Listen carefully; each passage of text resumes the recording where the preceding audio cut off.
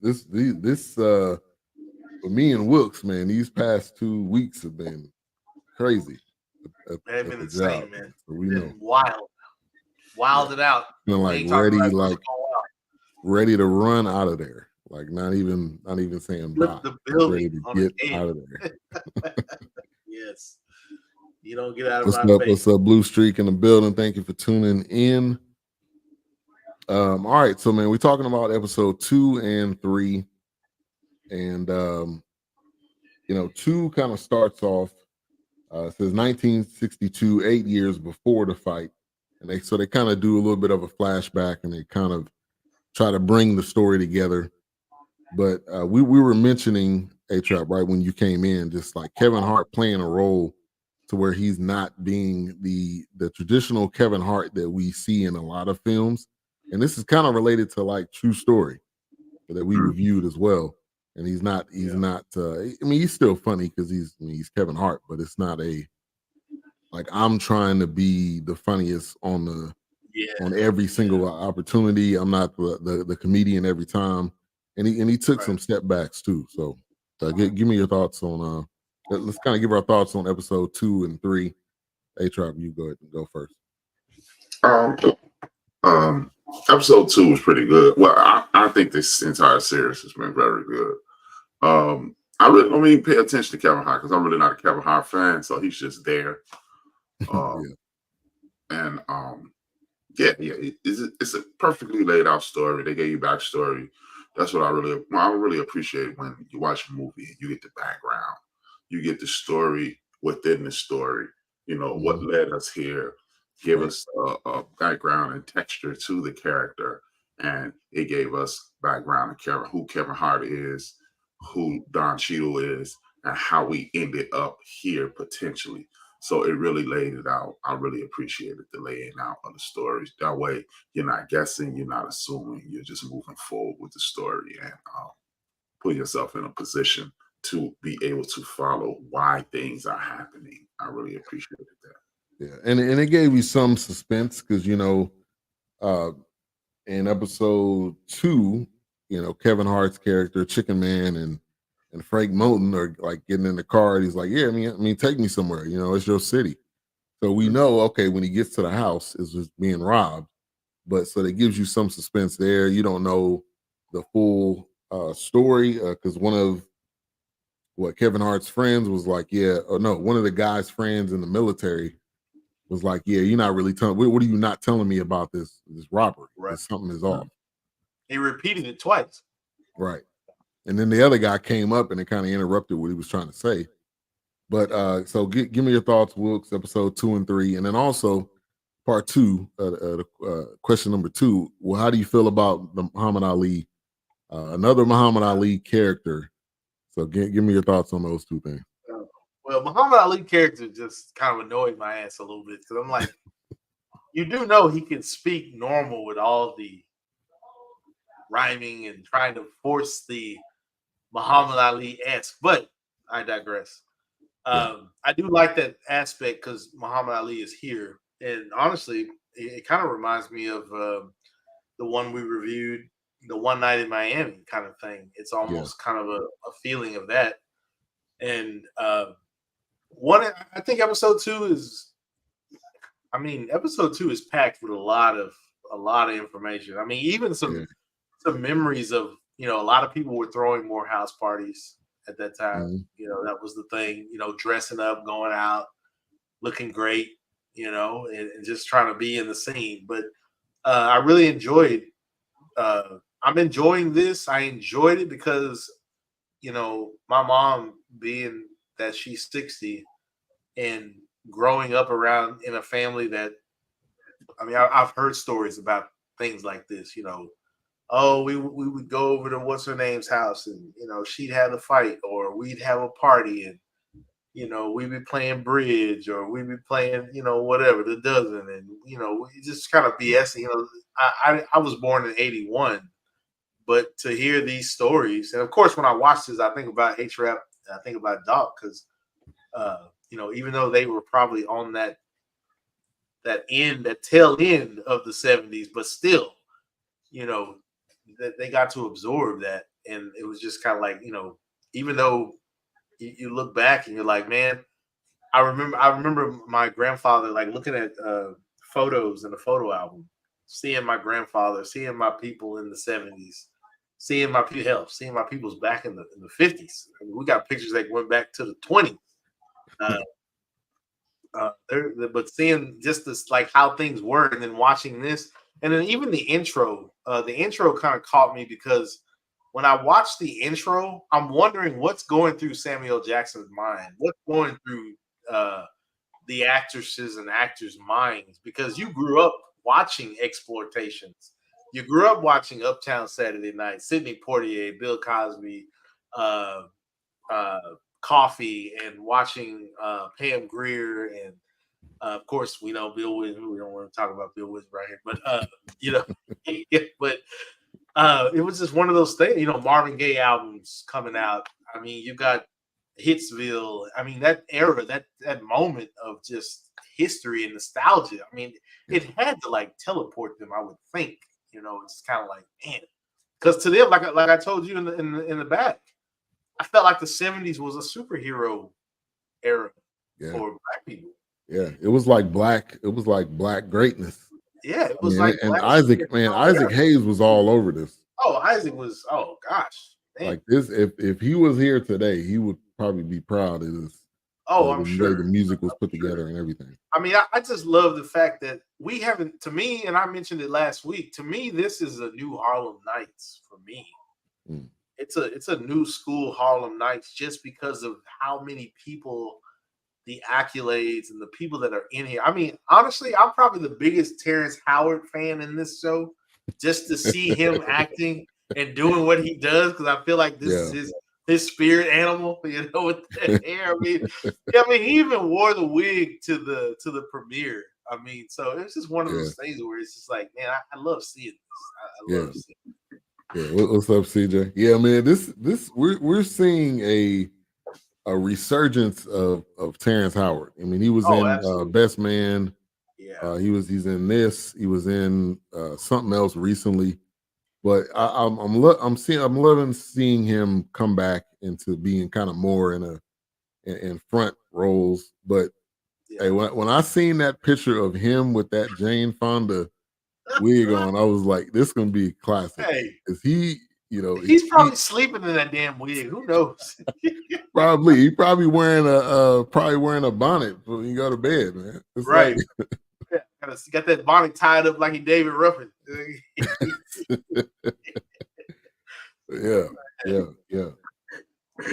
All right, so what you thinking, A-Trap? What you thinking? Actually, I saw an interview recently where he said Samuel Jackson bought him a bonnet. But you saying he didn't want him to wear it? He didn't want his hair to be messed up, so Samuel Jackson bought him a bonnet. Oh. I thought you said he fought him about it. I can believe it. And I love it. Yeah, man. And this is one of those culture type movies where where they talking about it on Twitter, they talking about it probably in the barbershop, they talking about it, you talking about it with your family. And somebody mentioned, on Twitter, there was like, man, them glasses Samuel Jackson on must be heavy as hell. Because it was like down all the way on his nose and right.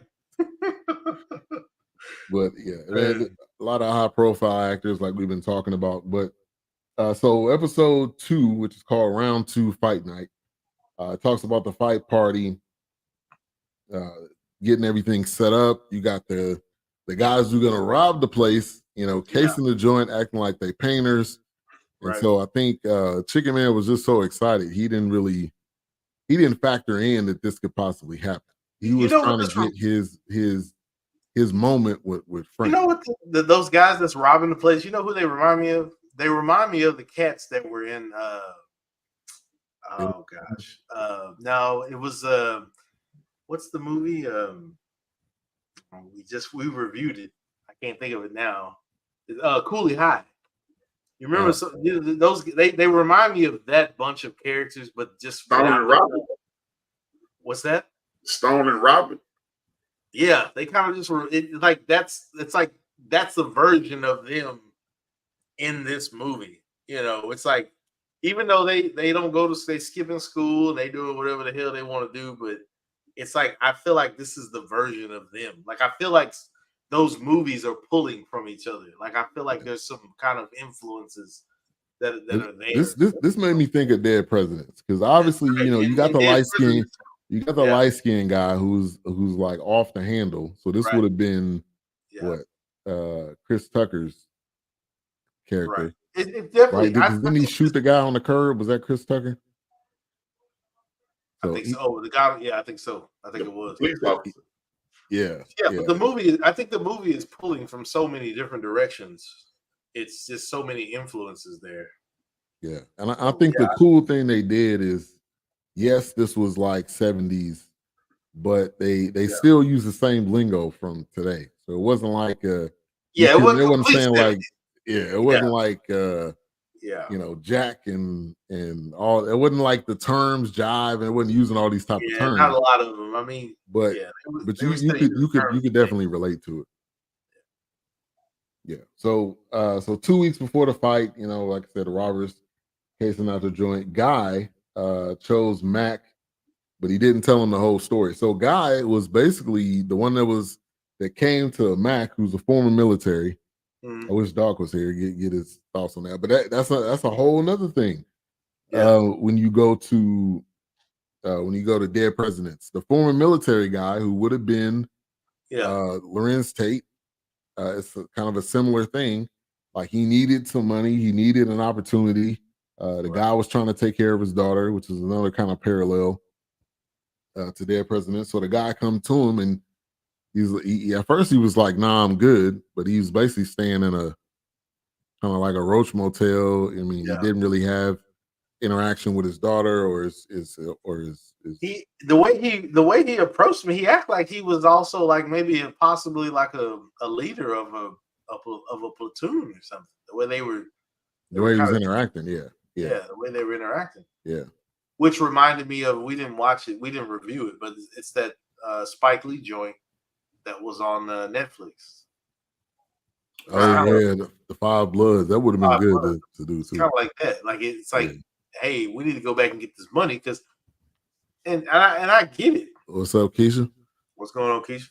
And I get it. I mean, it was one of those things where it's like Muhammad, like some people said. I think H rappers mentioned it. You go off, send me to war. I come back home and like, damn, this is the thanks I get. Yeah, it was Damn, no thanks, I mean, really? especially for us. Yeah, pretty much. So I mean, well, yeah, I'm out here robbing and mobbing. Well, I mean, why not? I mean, shit, you ain't giving it to me, so I gotta take it. Yeah, But you had me over there shooting these people. I don't even know nothing about. innocent people too. Like I Right? don't know Like these what? people. I don't know. So yeah. I mean, I get it. I understand. I come back home and you don't appreciate. I mean, first of all, you didn't appreciate me before you sent me over there. You damn sure didn't appreciate me when Right you when I sent me came back. back. Right. So What's I up, mean, Raider Kev in the yeah, building? crazy. Yeah, man. So and Guy basically disappeared. So this was a setup job from the beginning, because Right. Guy, you haven't seen Guy since episode 2. Now maybe he may pop up. I don't know. Maybe towards the end in another episode.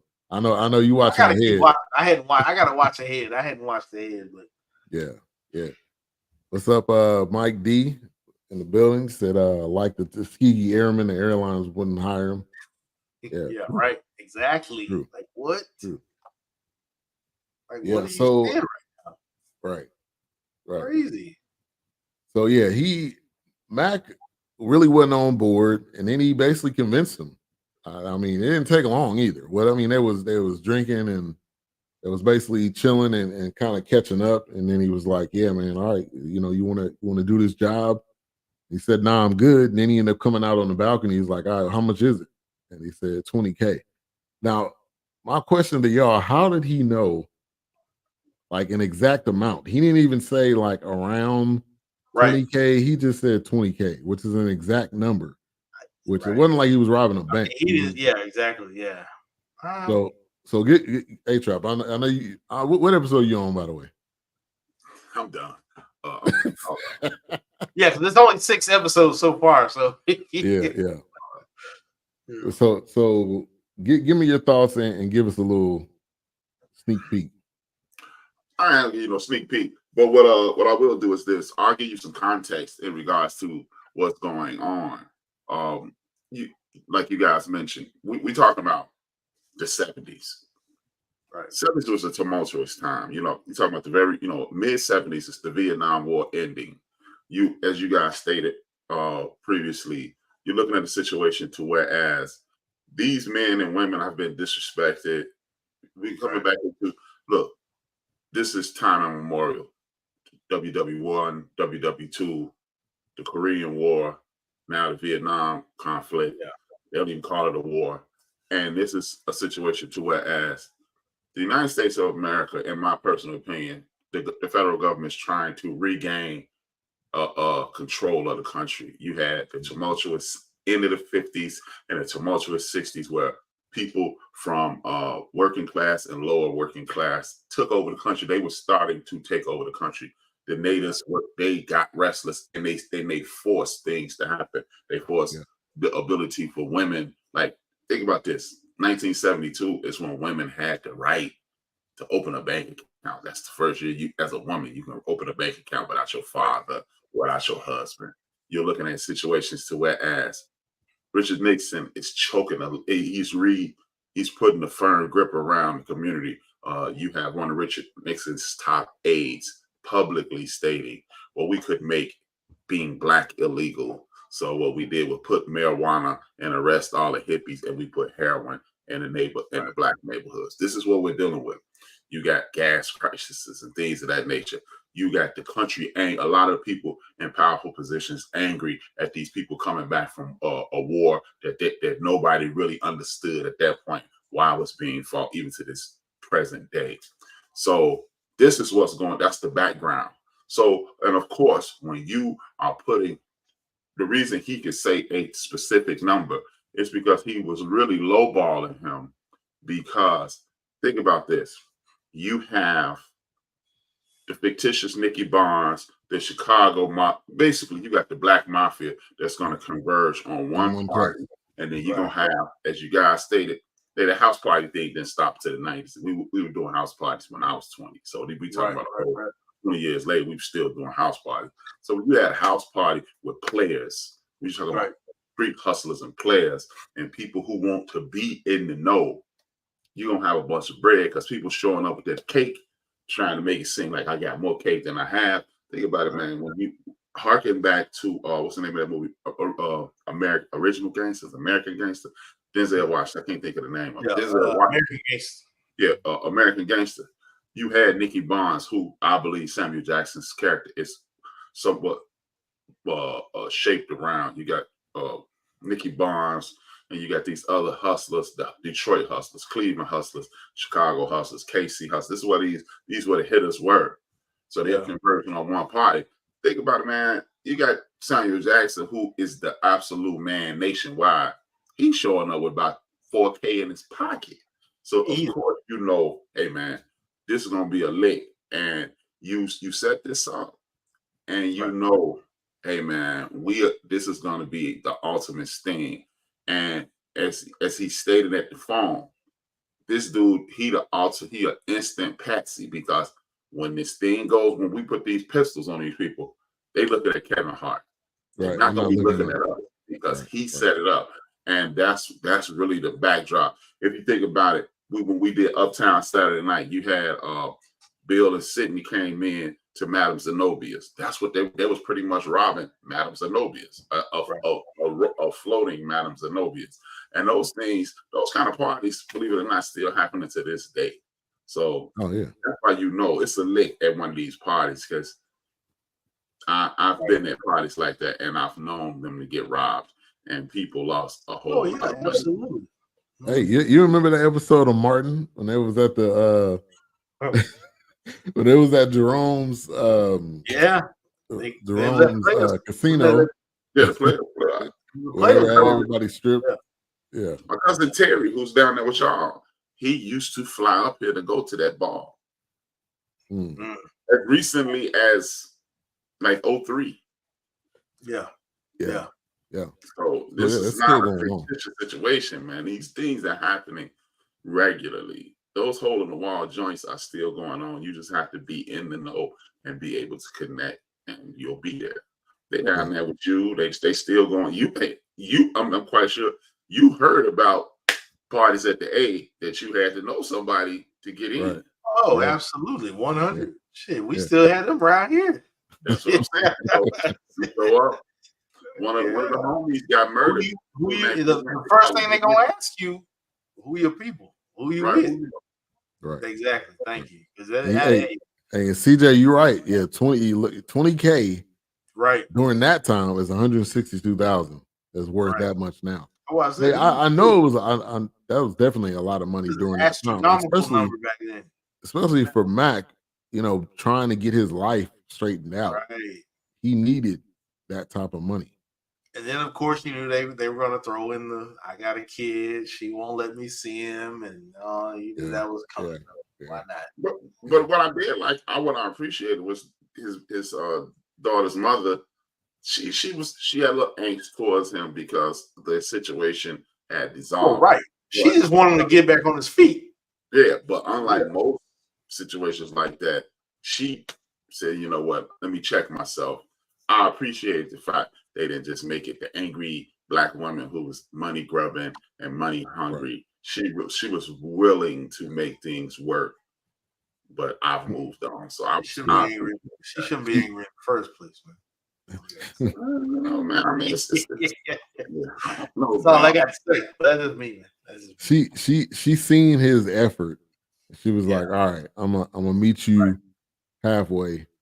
Now, based on how this is going, who knows? Because at the fast forward a little bit, the end of episode 3, Don Cheadle is now going to be on the case. So who knows where where everything's going to go now? Yeah. It's really about to kind of hit the fan. Oh, it's going to get crazy. So I think that there's so many different storylines here. Like we talked about Mac. I think that's one part of a storyline. You also got Frank and Chicken Man, and Chicken Man's trying to get in Frank's pocket. I could be your man down here. You don't have anybody down here. Yeah. So he's trying to creative ways, and so he ends up coming to a guy that was the janitor for the congressman or the politician, and he's like, he's like, yeah, man, this the guy downtown, man, and he's talking it up. Eventually, he puts his foot in his mouth, and he ends up finding out that this guy's a janitor, and he's not the head of whatever. So, So Frank's looking at Chicken Man like, okay, this dude just trying to get into my pocket, but the way he's doing it, and that was Kevin Hart-ish, because Kevin Hart would just continue to go and go and go and go until you just like, shut up. Like, can you stop? Stop talking. What's up, D Great in the building? Also, Chris Bass, man, thank you for tuning in. One of the great voices in podcasting. Said, good evening. I remember that Martin episode. Tyrone kept calling the blackjack table Black-a-Jack. Yeah. Black-a-Jack, yeah. Yes. Yeah, man. Hey, that was side note, man. There's so many classic Martin episodes that are now starting to come back and resurface. Like the one with they had the all black on, and he had the fake pit bull, the fake Rottweiler. That was one. Yeah, man, there's so many classic, man. So many classic episodes. Nino Brown, yeah. Which they're supposed to be working on a remake, but it's supposed to be like a New Jack City. Martin. Oh, Martin. What? But it's supposed to be like a drama instead of a. So like Bel Air, like I guess kind of like Bel Air. I don't know if you can do that with Martin. Like that. That's one of those that you just need to leave. If you're not bringing the whole cast back to do Martin Lawrence on, is he on board with this? I guess.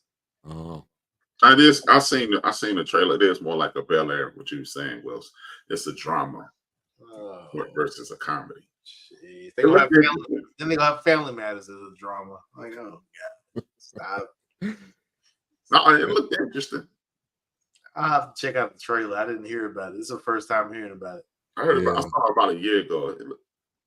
I think we played it. I don't know if we played it on here or not, but it was.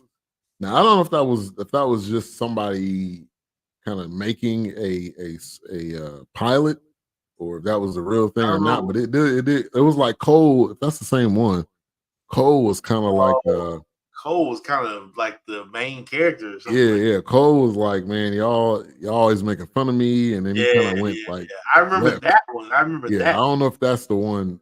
That's the one you talking about. Like he was Michael Myers out here or something. Yeah, like he was about to slash people.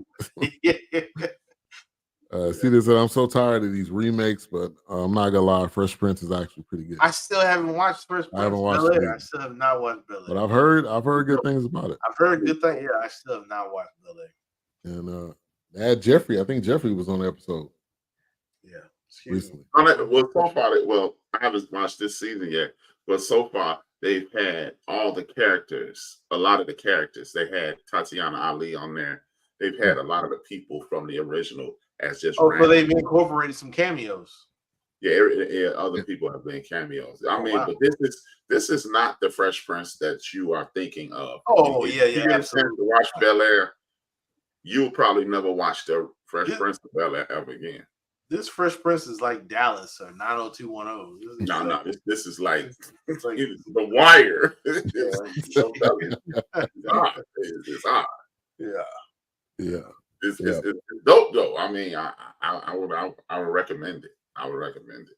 Yeah, I think when it comes to remakes, it's not a bad thing, but it is how you do it. And I think with Bel Air, bringing in some of the actors from the original is good, because I mean, the fact that you even thought about making this version of it, I mean, that's a big deal. That's got to be a big nod to just what Bel Air was, Fresh Prince was. I mean, who would have thought of making this a drama? I mean, hey man, this is not your uncle's Bel Air. Trust me. This is not family. This is not the Family Matters. What I'm saying is the fact that you running around here doing lines and everything. But the fact that you even recognize that to use as a muse, I mean, who gives a shit about a sitcom becoming a drama? I mean, you literally that's like taking different strokes and making it into this. Because we already know what that cast. I mean, we're not going to talk about real life. Yeah, different strokes cast because see, this says side note, but we got to talk about the Wayans family. We need to review a Wayans movie. I agree. I agree with that, man. They are so underrated as a family. They don't get the respect. Is this coming off the heels of the Shay interview? Probably. You said they got Marlon playing Will's dad, Marlon. Yeah, Marlon plays Will's dad. Really? I'm telling you, man, it's man. Wow. This is serious. It's hard, man. It's what's up. Yeah, I heard about this part. Yeah, he was doing, Carlton doing lines. Oh shit! I mean, hell, I could believe Carlton on Fresh Prince was doing crack. Shit, up there doing the goddamn sweater tied around his neck. Man, he was so high strung. Now I don't know if he's like that in this one, but he is. But it's trust me, different. I gotta watch it. It's Wolf on Wall Street. It's the Fresh Prince meets Nino Brown. It's the Fresh Prince of the hood. I'm telling you. That ass down before I make change. And it's well done. It's well done. I mean, yeah. It's the New York undercover of Fresh Prince. Yeah, but it's still in Bel Air. It's a different spin. I mean, it is 2020, whatever it started, 2024.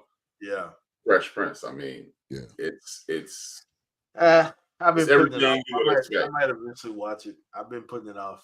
Yeah, you're cheating yourself if you don't. Yeah, don't cheat yourself. Treat yourself. Well, shit, I wasn't for the pay for Peacock, but since y'all did Friday, this movie, I had to pay for it. Yeah, yeah, you can probably just binge watch it. Was it 2 seasons? Mm-hmm. Did he get 2 seasons? He got 2 seasons so far. Okay. But they're only 10 episodes, so it's 20 episodes. Well, I'm glad it got. That's I'm glad it got 2 seasons because I didn't know it got. I thought it just had done 1 and that was it. I didn't even hear about the second season. Nah, man, this gonna get 5 seasons easy. They got some real good storylines in. It might be the best show on TV right now. Wow. Yeah. You said it's 3 now. They got 3 seasons. Damn, they got 3 of them. They got 3 seasons. Shit, I'm behind. Hey, shout out to on the Twitch. He said, "Good Monday from Seattle. Appreciate you for tuning in. If Hollywood made a black version of the Home Alone movie, who would you pick to star as the father of the family? We need more feel-good Black Christmas movies." Oh man, I don't know. That's a good one. Who's a black father dad right now? They probably get like Ice Cube or somebody. I don't know. I mean, it would really have to be Uncle Phil, but obviously Uncle Phil, rest in peace. It'll be hard to get him to do it. Yeah, real hard. Let's say scoop him back up. You grab something, you get William Avery to do this. What his name is? Oh, it would probably be Anthony Anderson. There you go. It'd probably be Anthony Anderson. There you go. Now, I mean, from Black, I mean, the biggest thing right now from Black, I mean, it would probably be Anthony Anderson. I mean, the way he did Blackish. Now, if they did Home Alone like Blackish, yeah, that's what I'm saying. I think you could possibly, because you're gonna have to put a spin on it. You can't do it. You can't do it like Home Alone. Probably be Anthony Anderson. You can't do it like Colin McCullough in Home Alone. It's gonna have to have no. It's gonna have to have different. It's gonna be a lot of N-word going around on that one. Yeah, they're gonna be upset. Chris Brown, and y'all gonna be just like Michael Jackson. Yeah. I appreciate the comment though. This is Twitch Nice. Vision. Appreciate you for coming through. We love the Twitch audience. Whatever happened to Wonder Years? I know they redid that with the black spin. Did that? It was tough. It didn't go anywhere. He said, "Give me LeBron James, man. If you don't get out of here, his acting skills on Space." They probably would. They probably would. You know what, CJ? They probably fucking would. I know you playing. They probably would. He said, "I'd pick Marlon Wayans or Michael B. Jordan to star in a black version." Now Marlon can do it because Marlon, he did this family movie. He had a Christmas. Was it Christmas or Halloween? It was a Halloween movie. It was definitely family. They probably did. Yeah. If they do Michael B. Jordan, all the ladies gonna be there though. So which one you want? Absolutely. But he gonna have short roles. They can't be about Michael B. Jordan. So it's. I think they can do it. I think they can do Marlon. That's a good question. All right, let's get back to Fight Night episode 2. Probably be Eddie Murphy, man. You could do that. He did a Christmas movie too. I didn't watch it. It'd probably be Eddie Murphy. Shit. Go ahead. Sorry. So detective, who's played by Don Cheadle, which again we talked about this on the first episode. Don Cheadle doesn't get the praise and the flowers and all that he should. Man, he's been doing this for a minute. This was a perfect role for him. Yeah. Perfect role for him. He's kind of bringing in Ali. I wanted to do some research to see if that was accurate, that there was like a team of kind of security that was following, taking him around. Is this a fight that's even mentioned in Ali's career? Because it's a real fight in Atlanta too. I feel like this was the tune up to the Joe Frazier fight.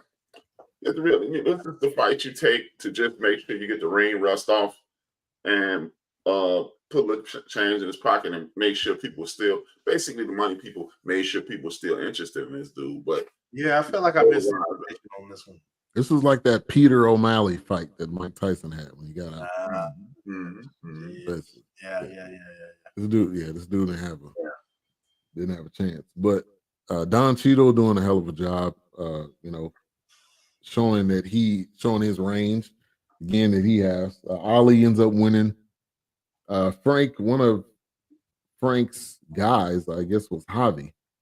Javi ended up getting killed because Javi was talking out the side of his neck, and Frank would definitely want to have that. And you had the guy. I didn't even say what his name was, but dude, just the muscle. He just basically, shutting down anything and whatever Frank needs done. He's the fixer, the handler, and everything. Yeah. Well, Hoppy wasn't really one of his guys. Hoppy was a hitter, man. He was another player from another town. He was a player from Miami. And it was, back then everything was territorial. It wasn't neighborhoods and blocks. It was communities that you control. Right. And it just happened to be. You flew people in. People flew in. Right. It was just one of those things where, you get a hint of this in Uptown, like the aforementioned Uptown Saturday Night, when you saw Kansas City Mac was controlling Kentucky, New Orleans, and Mississippi in regards to the gambling, and I mean, this movie, like, what was cool about it, what I really, really, really enjoyed about this movie or this series is before each episode comes on and it says, this is not real. It was based on some real shit. Right. And it gives you a hint of, it's a story, but it lets you know that this is how things are really controlled. And what, like, it's little Easter eggs that they throw in there with Taraji, right? Very beginning of first episode when Taraji and Kevin are interacting, and they throw you a little Easter egg letting you know that we used to control lottery is actually a Black invention. Mm-hmm. And they took it over, the numbers. Oh, we saw that. We saw that in Hoodlum. Right. So they throw little Easter eggs throughout life with the Don Cheadle character. The dichotomy of, I want to be an upstanding citizen, so I want to be a cop, and I'm also a patriot.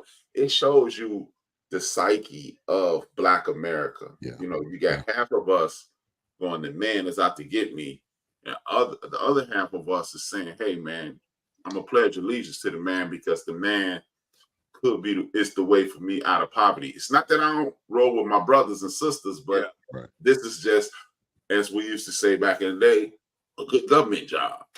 And that's what we got. But it's kind of tough being a cop during this tumultuous time, because what they're not mentioning in regards to this as of right now is simply the Black Panther Party self-defense. It's in the backdrop of this. Yeah. Yep. Does that come up? Anything like that come up in the? I mean, it would probably be what do they call it? The atmosphere of what's happening. I mean, you could probably tell. I mean, if they're going to use him to watch Muhammad Ali, I mean, they're using other Black people to infiltrate in other cities. And absolutely. Yeah, they don't want to get their hands directly dirty, right? I made this comment. To my wife last night. We've been watching Ring of Power, and every time Sauron, the evil protagonist, every time he appeared, I was like, I have to look like you to corrupt you. Every time they showed him, he looked like someone that he was going to corrupt. So it's like, why not use the tool that you have? I have to look like you to corrupt you from the inside. You're going to accept me, but I'm slowly corrupting you. Yeah. And that's kind of like what they've done. I mean, we've reviewed a few. Yeah. You use us to infiltrate us. Right. Yeah. I mean, and again, just another tidbit in history, something that they don't really cover at this point, but you still also understand that this is in the midst of COINTELPRO. 1972 is right when they were busting up the Panthers. They started busting up the Panthers in 68 when Minister Fred got murdered here in Chicago. Huey P. Newton and the Chicago 7 picking them off right now during this. Yeah. So there's a lot going on in the United States of America. That's why that comment, why he was saying, like, I see this as a Black Vegas. He's like, no, this is a Black Mecca. Right. He's like, we got to put, and of course, he's like, we've got to put Black people in power, government office jobs, police offices, real estate. I mean, real estate, and to Black point, wealth. Right. Yeah. To Atraf's point, that's the different mentality of us. Everybody's not thinking the same. Yeah. And so when you look at Frank and you look at Chicken Man, they got goals. They're not necessarily the same thing, Right. but they're wanting to improve the city and make the city into something that it's a spot to see.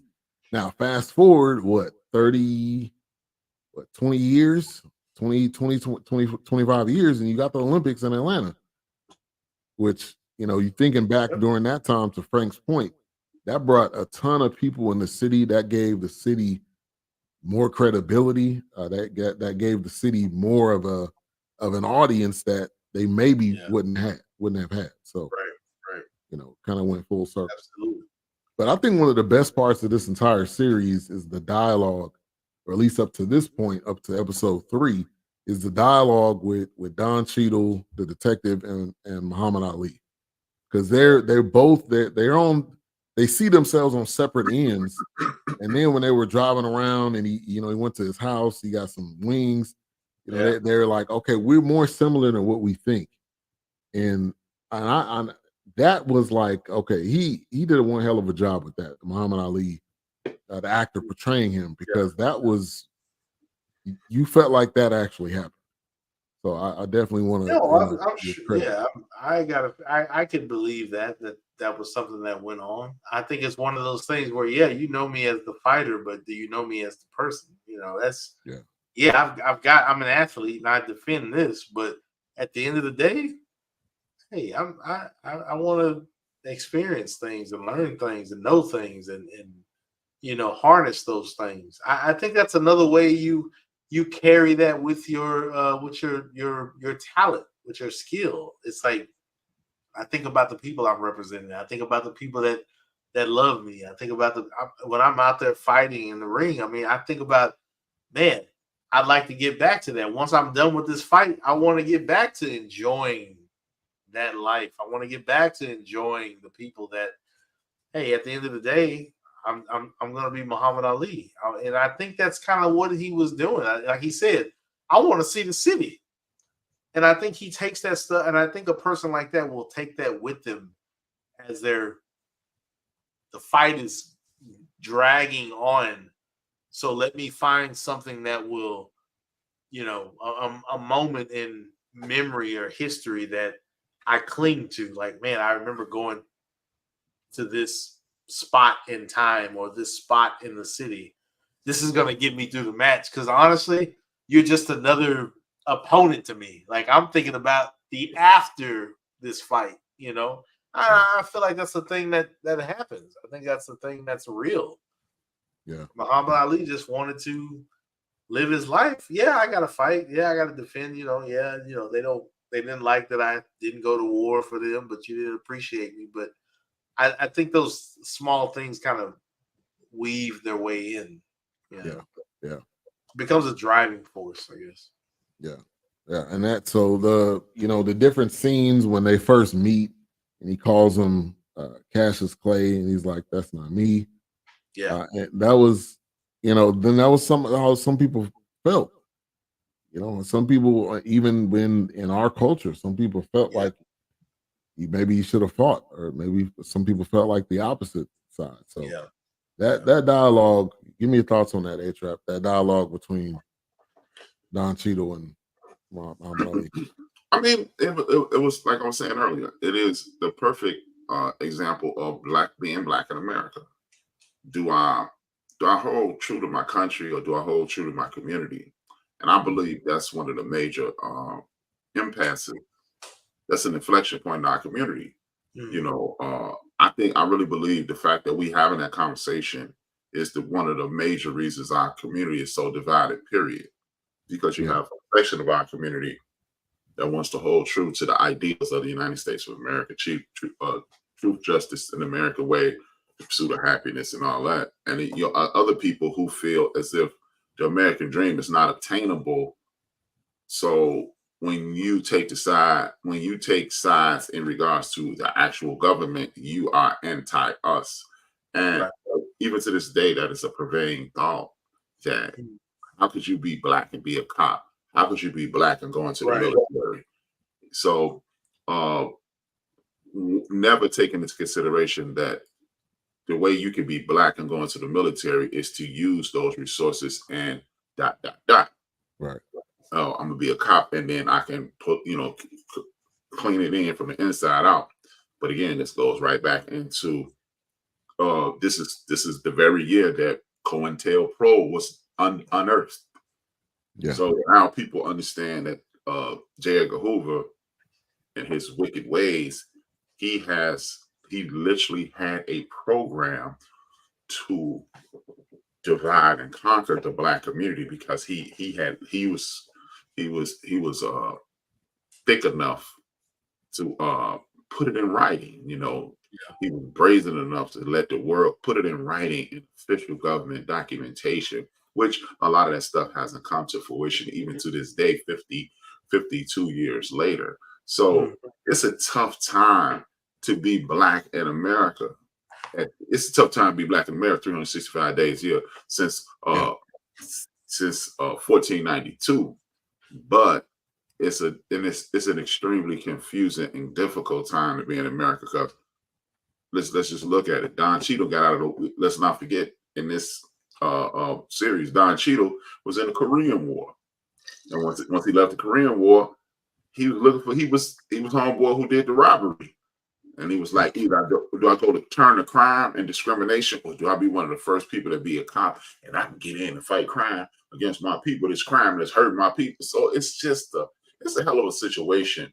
Every day it shows the double-mindedness that W.B. Du Bois spoke about when he mentioned you have to be double-minded in America. If you black and double-minded, because look, black and you ain't walking around angry, there's something wrong with you. And if you black and walking around angry, people think something wrong with you. Right. So it's a hell of a juggling thing, man. Yeah. The Muhammad Ali thing, and then you got people misunderstanding what Muhammad Ali is actually standing for. And I mean, this is so deep. That conversation, as we are mentioning, is worthy of an episode of something on somebody's podcast somewhere on earth, because like me, my man Craig,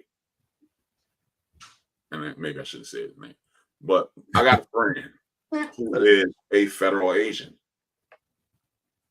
but his mom was part of the Black Panther Party self-defense. Yeah. So my dad, I got a criminal justice degree. My dad popped by the police. Right. I mean, that's hey, I mean, that's just like I think you want to try to better something that affected you. That's like the people that have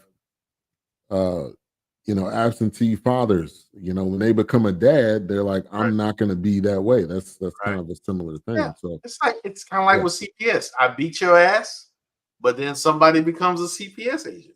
So it's like, that's what that is. I mean, like how can I help something that I see as wrong? That goes back to that saying, be the change that you want to see. Exactly. You got to break that curse. You got to break that something's going on there. How can I break it?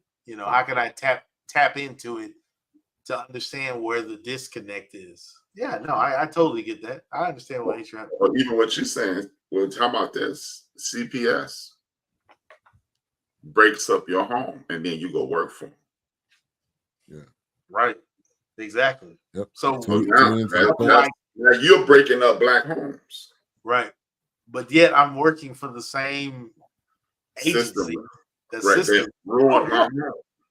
Like Malcolm X. You go back to Malcolm X's story. You got the Klan kill his father in Flint, Michigan. They literally murder him.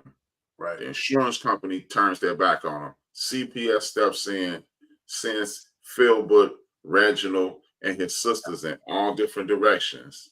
Right. And imagine being Malcolm X going to get a good old government job at CPS. Right. Yeah.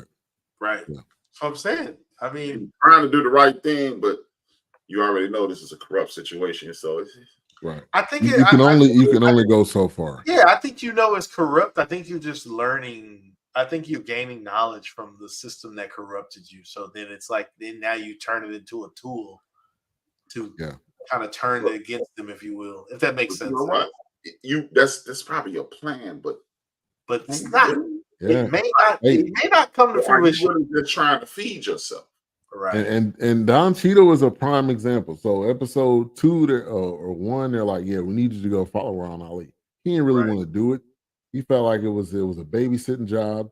He was like, I want real cases. And then he ends up finding out that one of the guys on the force was beating women. So then he ends up like, all right, I should be in good with the captain now. And he comes to him like, hey, man, we got to do something about this guy. He was like, oh, you're trying to tell me already knew. Remember, he already knew. Oh, right, he knew. Beating women because his wife told him. Remember, he was leaving the crib that day, and his wife was like, "What you gonna do about homeboy?" And then it seemed like an argument.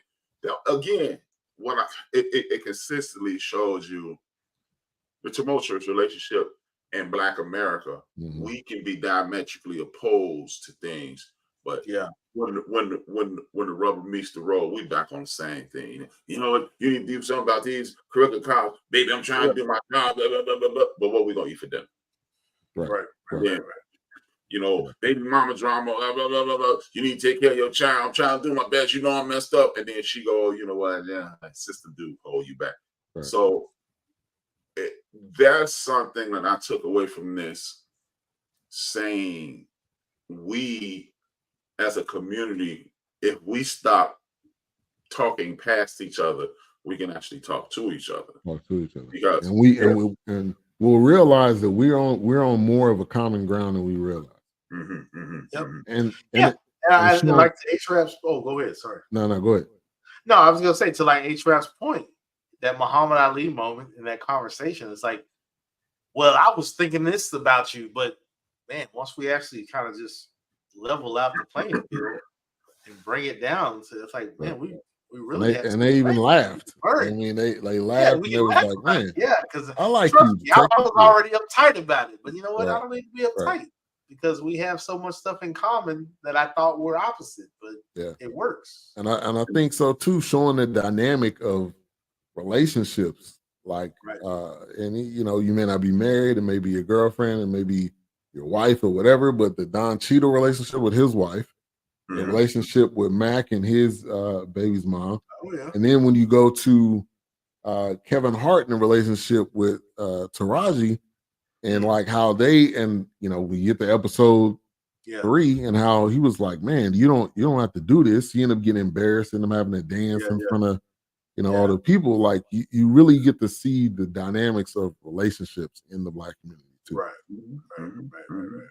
Yeah, it's more of a cog to machine situation, and you know, we see it every day, man. And social media at this point is the fly in the ointment of the machine. You know what I mean? It's the stripping of the gears, because we have been fed another line of BS that Black women are ... Black men are ... And we keep missing. Again, we talking past each other.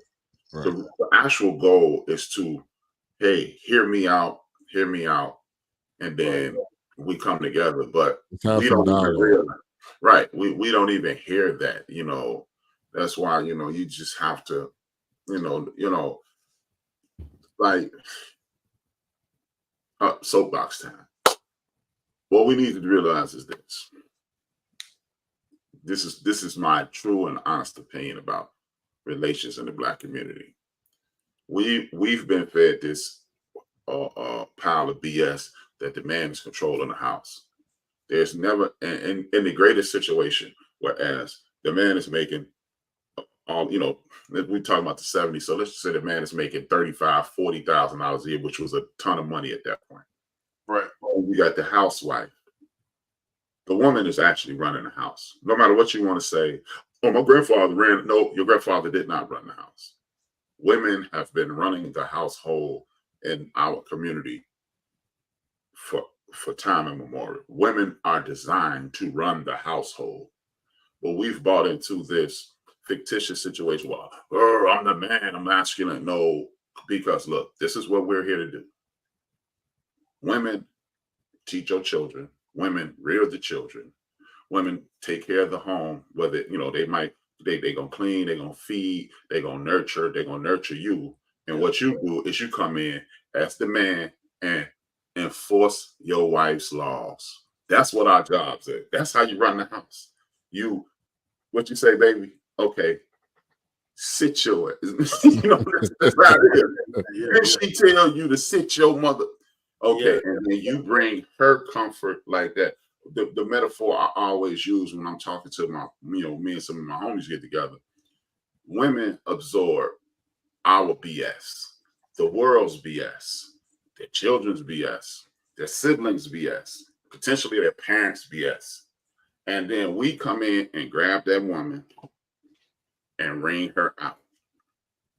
So she won't kill some damn body and if we just stop and listen to our conversations in regards to everyday interaction, just stop and hear what you said.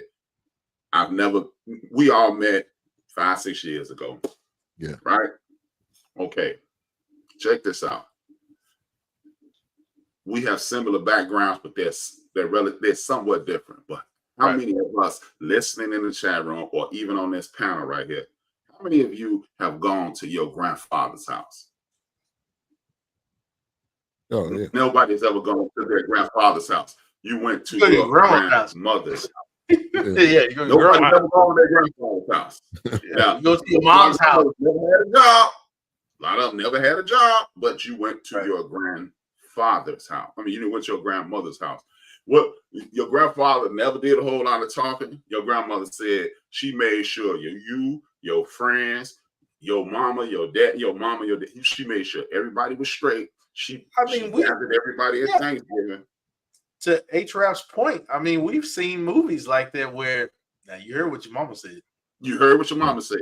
And you heard what your grandma said. You heard what she said. Your grandfather don't do a lot of talking. It's this story. God rest her soul. My mom been gone 14 years as of today. My mom told me this story about when she left her first husband.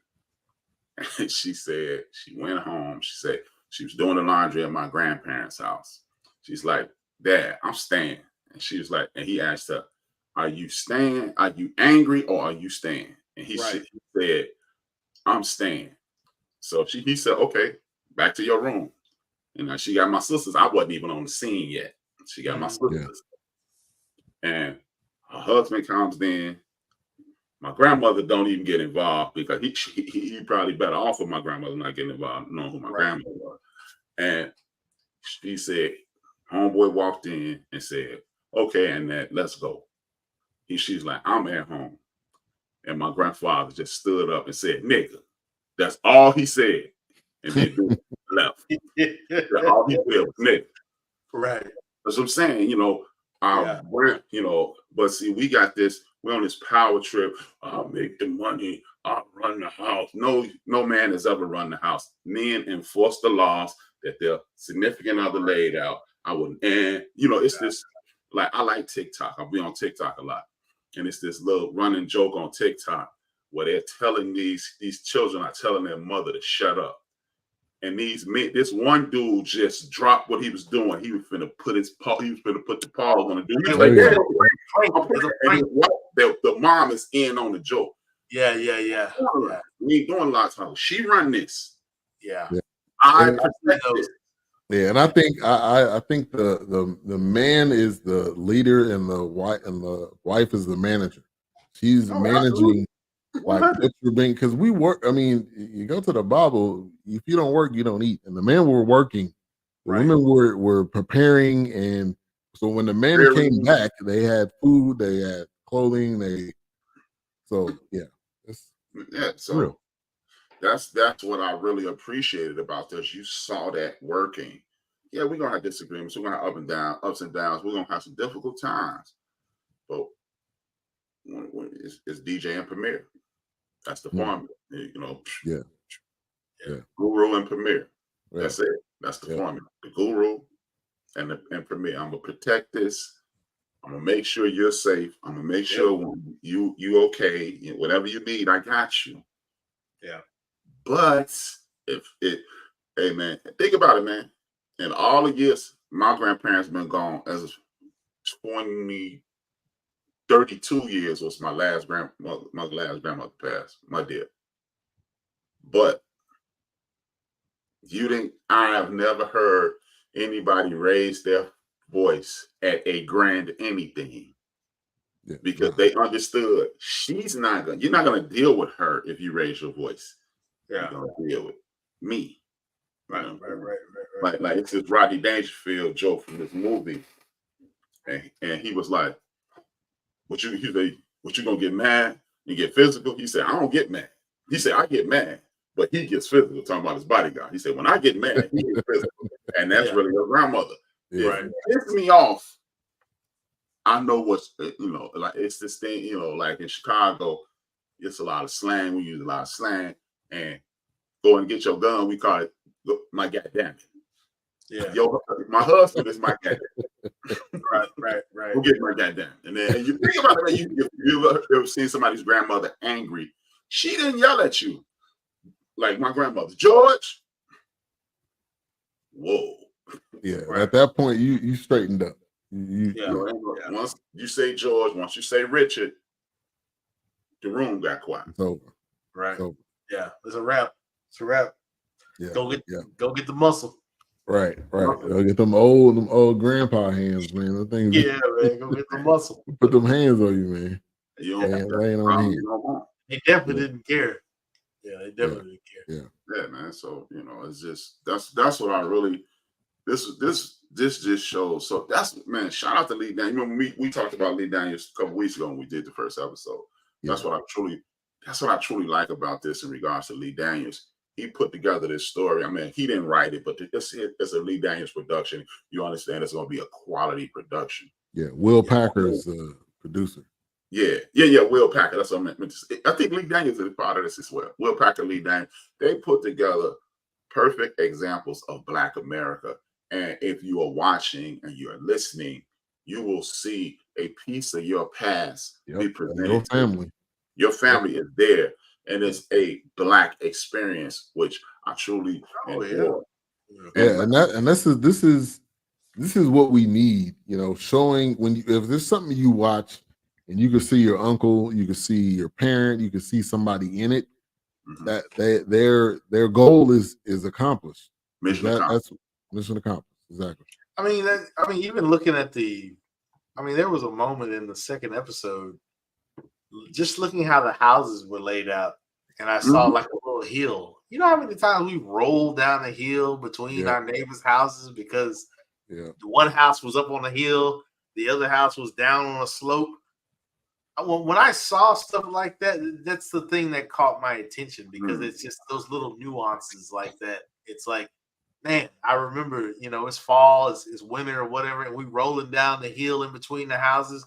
That's just what you did. You had the imagination that you made up as a kid playing outside. So, like you said, if they have done that one thing, they've pretty much accomplished what they've set out to do. Because I can tell you how many times I rolled down the neighbor's hill in between our house and growing up, because that hill, it was perfect. We were kids. We doing whatever.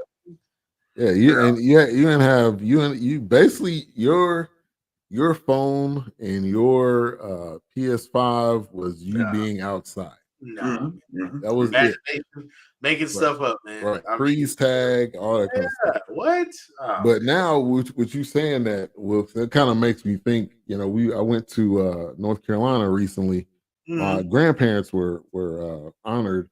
Neither of them are here, but that neighborhood, and you look at the neighborhood that's in this, is almost like a carbon copy. No, it's not in Georgia or Atlanta. Right. It's in Hickory, North Carolina. But I could see my dad probably having a house party at his old house. Had the hill and everything, because we were. I mean, community was community. When it was a party, you made them flyers, and people showed up. Exactly. I mean, we saw it when we did. Oh gosh, I can't think of the name of the movie now, but we did it, and they were doing a house party. She was like, "Don't you knock on my mama's table."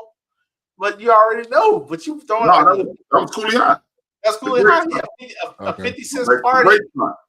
It was 50 cents to get in. I mean, it was just it's just one of those things where it's just we have as much as we want to say it or don't want to say it, we're always about community and bringing people together. Yeah, like it's just in us to do it. Now we gonna charge you though. Like you got you got to pay to get in the door. Because I got to pay for these damages in these food. But the thing is, you pay because when you got in there, there's a whole lot of chicken, a whole lot of spaghetti, a whole lot of steak. You had already a little something to drink. So you was really just paying. So you didn't have to go to like the joint that was in my old neighborhood was called Vibes or the Rock Bottom or 1815 Club owned by the Champ's dad, the Champ in Harlem Night. Oh. His dad owned this joint on Roosevelt and Wood, 1815 Club. That was that was the actual address of the place. That's what I was calling it. But you ain't want to go there. You ain't want to go there because I ain't no money to go there. But I'm going over to Bendham crib, drop this nickel. I can drop this nickel, $5 get a Bendham crib and get something to drink. There's gonna be some honey said. It's going down. And here's the beautiful part about it. I ain't gonna get jumped. Ain't gonna be no fight. I'm just enjoying myself, man. I'm just enjoying myself. And so, you gonna meet your boys there. Right. That girl you've been trying to talk to all school year. Man. I mean, even when I think about Halloween coming up, there were Halloween parties in the neighborhood. I remember, we went door to door for a little bit, but guess what? Barbara over here, she hosting a party. I'm gonna go over here because she hosted a party. I'm gonna trick or treat a little bit, but I need to go to this Halloween party that's down the street because the nosy neighbor. I don't know I forgot what the lady's name was, but the one that was watching Kevin Hart, like, well, you doing a lot over here, man. What you doing? But that's that mom in the neighborhood that when you was a kid. And you got in trouble, you would go over there, and then you would go home. Like it's all just what you did, man.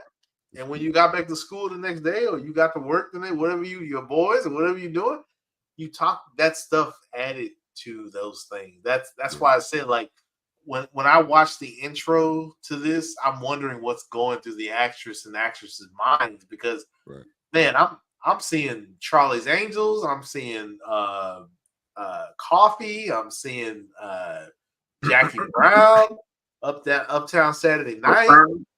Chuck Turner, Black Belt Jones. I mean, Kelly, Jim Kelly. I mean, I'm seeing all this stuff, man. And really, that made a tough time, like you were talking about, easier. That made being in a Black in America easier, something to look forward to. Because at the end of the day, it's kind of like a Friday night. You've worked so hard during the week. And like Sam Cooke literally has a song. He's like, I got money in my pocket. I just got paid and I'm not going home tonight. I want to cut up and go out on the town. I want to have a good time. Somebody's having a party. You know? So I want to go, those cares that I had during the week, they're gonna melt away on a Friday night. I'm just gonna go to a party and hang out. And ironically, I was just thinking when you were saying that, ironically, every few years one of those songs come out. And then that young lady, the little girl, Glorilla, her song is really saying that. It's Friday night, 90 degrees. Me and my crew out here, we finna get it in. Like I'm fit with toes and my nails done. Hey, it's been a long week. Right. Just got paid. Friday night. I don't know who that is, but Johnny Kemp, rest in peace. Yeah. Money in my pocket. I mean, come on, man. Right. Three generations. Every probably. We're not going. I'll say every year there's probably a song like that come up. People weren't shooting up shit. They were just hanging out. Yeah, you may have a little tussle. Y'all fight it out. Hey, we going about our business. We not. Hey, I'm just trying to hang out, man. I'm just trying to hang out. Right. All right. So as we kind of rounded out, episode 3 was basically just about the heist as a whole. Everybody coming in, y'all just stand at the door, act like nothing going on. Right. Everybody coming in, putting them in the basement, doing all this. They're trying to figure out, who's gonna be the one that's gonna try to get him out of the situation. Frank looking at Kevin Hart even more suspect at this point. Because, like, dude, you invite me over here, and then as soon as I walk in the door, everybody say, get on the ground. So I know you involved. And so, yeah, man, that seeing all those dynamics, again, just us dealing with being under pressure, dealing with being in tough situations and trying to figure out how to get out of the situations. So really at pretty much at the end of it, you know, they all end up getting away. The people that somebody ended up getting shot now or killed with the shotgun. I don't know if that was the young kid, the young chubby kid, or who that was. I don't know who that was. Was that the guy? That couldn't have been the guy talking about if you follow me, I'll blow your head off. No, that wasn't him. He was out the door first. I think that was the kid. He got away. Yeah. He was I think that was the kid. The hitter. Yeah. He got rocked with that sawed off. Like, woof. Yeah.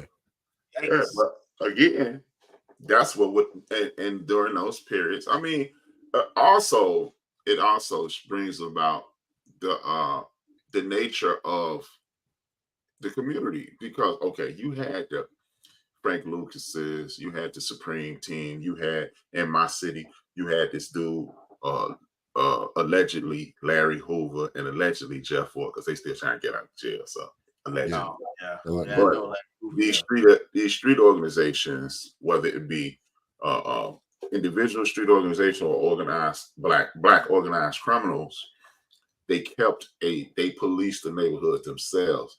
You can only go so far with your foolishness. Yet we out here doing all kinds of nefarious activities. Like there was this group of guys in the neighborhood I was born in. They allegedly were called the Paymasters. And urban legend says when things went down, they literally go get your boy, go get your kid. Right. Bring him out. Then everybody went and got their kids. A couple people met Jesus, and then they go back out. Allegedly. You said the pain or the pay masters? Pay. Okay. Paymasters. That's allegedly. That's what I heard. Third person. Yeah. Urban legend. Hey, that's just like, when you got the elders in the community and they say bring them to me. He can hang out with me today. Oh yeah, absolutely. Sit right here. Yeah, he gonna sit down with me today. Yeah. Oh, absolutely. Man, so episode 3 pretty much leaves you with Frank and the muscle kind of in the woods talking to the girl that was kind of set was the part of the setup person. Yeah, part of the setup. She was the inside girl. She didn't really want to say a lot. And now it kind of leaves you with Frank is thinking Chicken Man was definitely involved, or else, this wouldn't even happen like this. So he's pretty much about to go on a hunt, for whoever was involved. And that's what's kind of getting into to episode 4. Like you said, they don't live to tell the story. Right. Here's a gift in the building. Thank you for tuning in. All right, so let's get some final thoughts. Episode 2 and 3.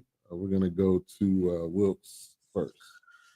I really enjoyed this. I mean, it's like I said, it just took me back to exploitation or Black Hollywood movies.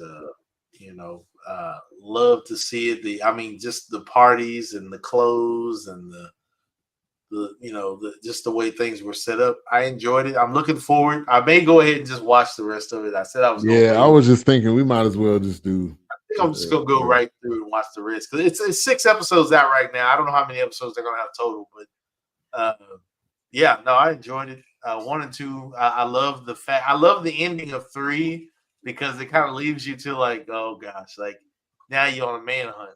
Right, exactly. Who? Because like he said, you don't live to tell the story about trying to get over on me. So I'm just curious how that's going to go forward now. But I really enjoyed this. I'm enjoying this.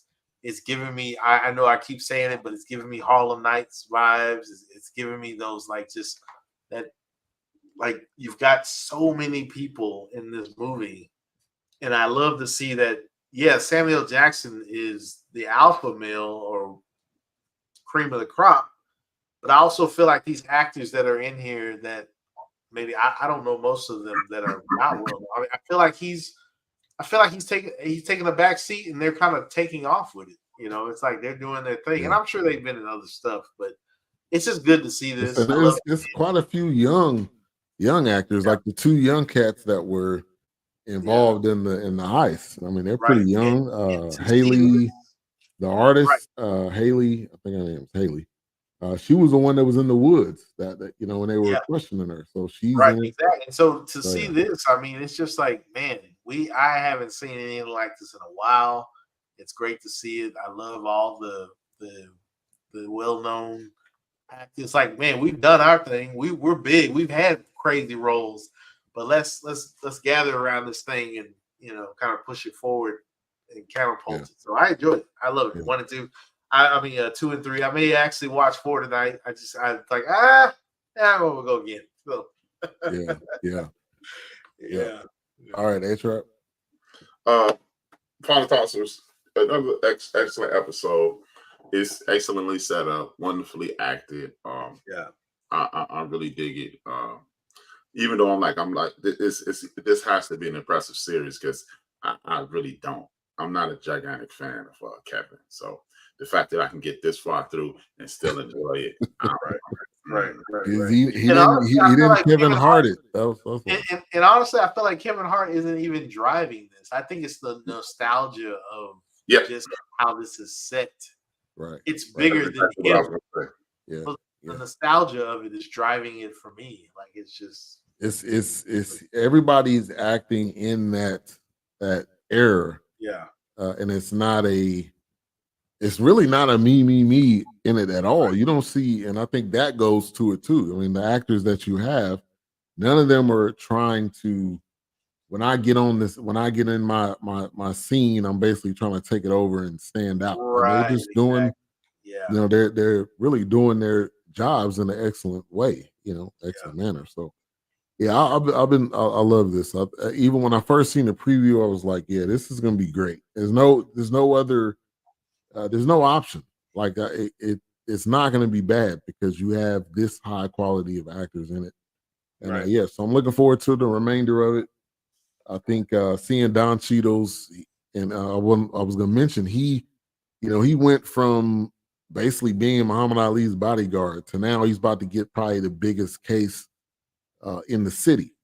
Mhm. Now, what does that mean? Is he gonna really be able to do his job, or is it gonna be we're gonna manage you, we're gonna low manage you in doing this? So I'm very interested to see that part. But there's so many different dynamics. We talked about it tonight.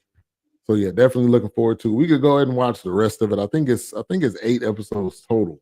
I think 8 Right, total. but Yeah. it's only They've got 6 that are out now. So 7. they got Yeah. So we'll finish it up. Let me give a shout out to the likes and the thumbs up. Shout out to my uncle Clinton. Thank you for tuning in. Blue Streak, Theodore Harper, Chris Bass, Vince Wright, Tony the Savant tuning in. Appreciate all you guys. Thumbs up, likes.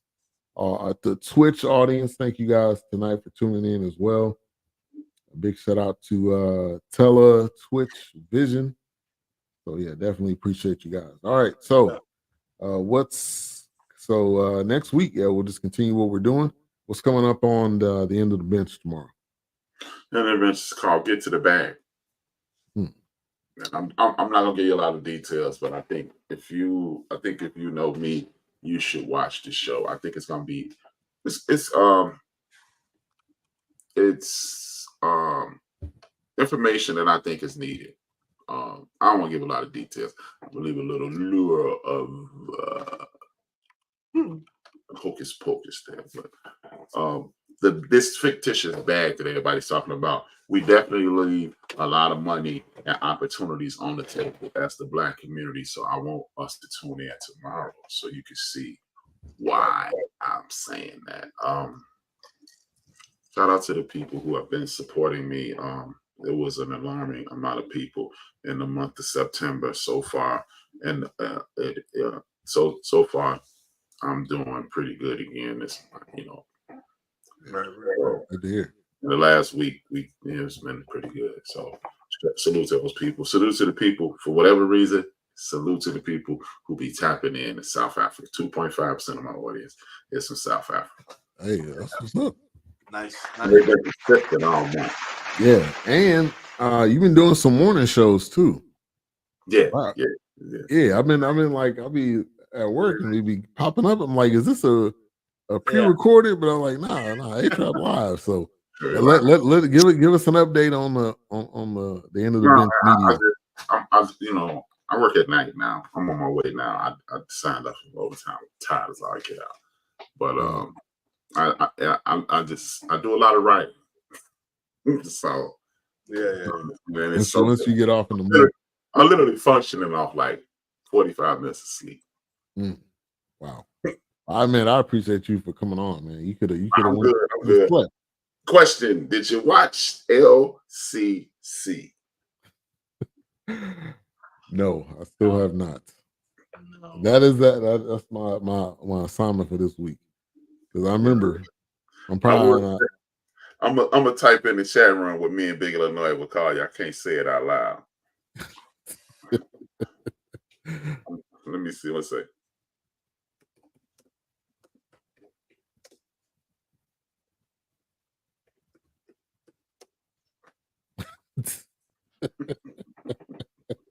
You definitely can't say that out loud. Yeah, I can't say that out loud. But yeah, I will. Yeah. I got that I got that, and what's the other thing we talked about? Bel Air. Yeah, Bel Air. I gotta watch Love. The fact that it's got 3 seasons already, I'm about way behind. No, it's only 2 seasons unless something started recently.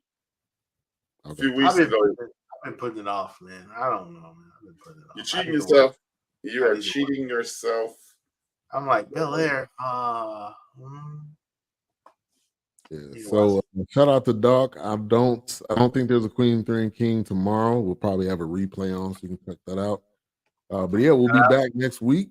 We'll go ahead and leave you with the outro. Go ahead and close us out, A-Trap. I'm fried. Good night, y'all. I couldn't even come up with it. I'm literally working on like 3 hours of sleep. Watch this. Yeah. Oh, hold on. Rest in peace to the Dikembe Mutombo, man. Oh man, yes. Brain cancer. And also P. Rose passed away. So P. Rose? P. Rose today. The hot gambler on baseball? Yeah. Mr. Charlie Hustle. Charlie Hustle. But yeah, so rest in peace to those two, man. Pray for their families. To my mom. Definitely, man. Definitely. 15 hey, today. man, love, hug, call your family, call your mama, call your daddy. They're still here. Visit your grandparents, man. Right. It means a lot to them that you can't even. Don't send them Meals on Wheels. Take them an actual meal. Show up. Let them see you. They want to see you, man. They don't send Uber to their house and say, "I'm thinking of you." No. Actually, come over there. Yeah. Right. But all right, y'all. We'll see y'all next week. Peace. Welcome to Sheer Alternatives, your premier source for luxury cosmetics, crafted from safe, organic ingredients. Sheer means pure, and we use nothing other than trusted minimal ingredients to provide you with safe oral care, skin care, and hair care products. Our cruelty-free formulas are meticulously designed to pamper your skin while preserving its natural beauty. At Sheer Alternatives, we believe that skincare should be both indulgent and gentle, ensuring that every product we offer nurtures your body with the utmost care and respect. Treat yourself to the soothing comfort your skin truly longs for. Join us at the Dallas Farmers Market every Saturday and Sunday from 10 a.m. to 5 p.m., where you can explore our exquisite range of products in person. Alternatively, visit our Dallas office at 9550 Forest Lane, open Monday through Friday from 10 a.m. to 5 p.m. for personalized skincare consultations and to shop our full collection. Our knowledgeable staff is always ready to help you find the perfect products to meet your unique skincare needs. Experience the ultimate in all-natural care with Sheer Alternatives. Your skin deserves nothing less than the best, and we are dedicated to providing you with luxurious, effective solutions that honor and enhance your natural beauty. Visit us today and discover the difference that truly exceptional organic skincare can make. Thank you for choosing Sheer Alternatives.